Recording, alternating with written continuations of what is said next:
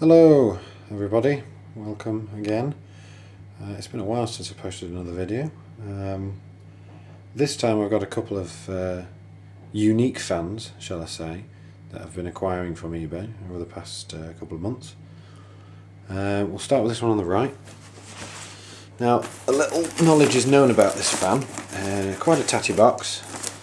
This is the Xpelair FXC6. It was the precursor and also run concurrently with the GXC6, but the FXC6 was an alternative to the larger fan, both in cost and in time of installation, because it boasts on the instruction manual that you see in a second that you can install it with one person from inside the window. So if you're on a high-rise flat or things like that, you'll be able to install this fan without any problem, or needing ladders outside.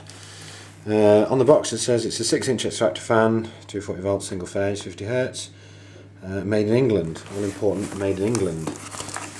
This fan is quite unique. I've always wanted one of them to add to my unique and rare collection. And this one was purchased last week for the princely sum of £30.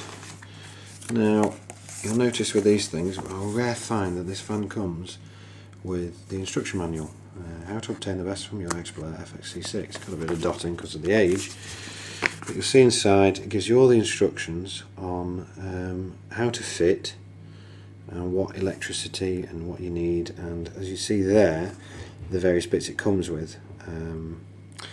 The interesting thing about this model, and I'll show you in a second, I'll just go to the next page on here, showing you how to put the rubber gasket inside the window using one person inside, which was the big benefit of this fan. Already comes pre-wired as well, interestingly enough, as we'll see in a second. Now the date on this one, let's have a look. Do we have a date? We don't have a date on this one. I seem to remember seeing a date somewhere. I think it was inside the fan. I'll show you that in a second. But as you can see, it dates quite old because of the telex and the fact that Xpelair had several addresses, and now I think they've only got one regional office, and it's all applied energy. So, the fan comes complete as a single unit, very light, probably about 2 or 3 kilograms if at the most. Single pole motor, one direction, single speed extract, window fan. Couldn't put this in a wall because of the distance you'd need between the two parts. Very interesting flap design. So what happens here, let me show you. So underneath we have a chain which responds. There's a little grommet in there that, as you can see, is when it's in its right hand side there, it's locked shut.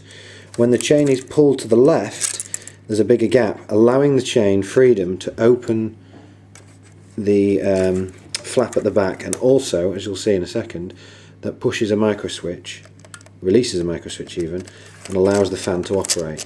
So that chain goes to the full of its travel, allowing that flap, which is spring loaded at the top here, to open fully. And you'll see at the top right a very neatly disguised little micro switch. So when the lid is shut, the fan switches off, and obviously as the cord is pulled, the fan switches on as it opens.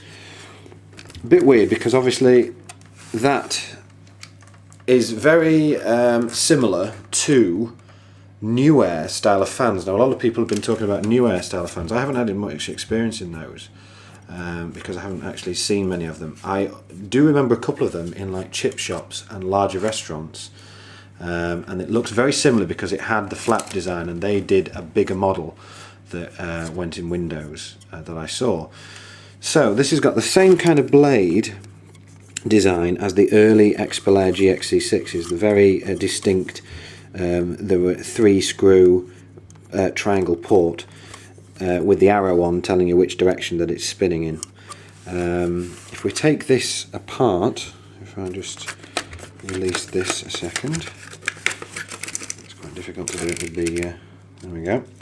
So this is the outside bit that you would stick outside of the window, and the two screws there that would have a lug that you would tighten together to clamp around the window space. Now, if I can find it, yes, here we go. There we are, 1969. This is where that fan's from, 1969, 35 watts, made in England, GC Xpelair Limited. So there we are, 1969. So, around the same time as the first generations of Xpelairs.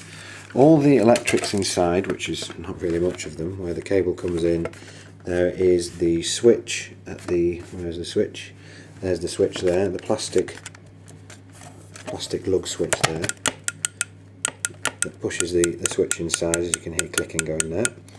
That's all that there is to this fan, and obviously then the wire goes down the back of that support there into the motor. Now, me being me, first things first, I wired this up to see if it actually worked, and my track record hasn't been broken yet with the fans that I've got off eBay working all the time. This one is no exception. So if I can position this correctly, which might involve me just putting this camera on the floor for a second, I should be able to take the air freshener out, get this hooked up to some electric. Now if I start with this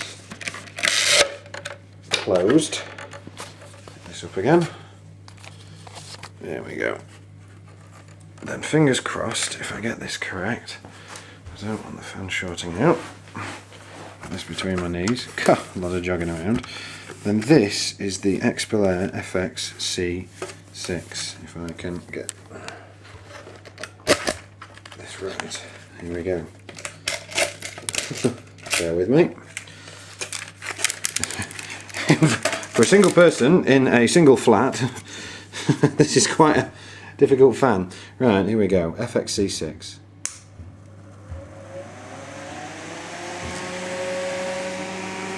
And there we have it. Not the quietest of fans, I would gotta say, but that's because there's a baffle on the front that directs the airflow into the fan. But still, quite a hearty breeze.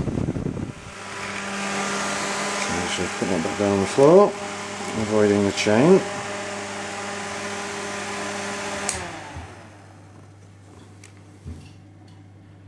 And there we have it, the Xpelair FXC6. Quite a weird little fan, it's nevertheless a good one to add to my collection. Again, thanks for watching, see you soon.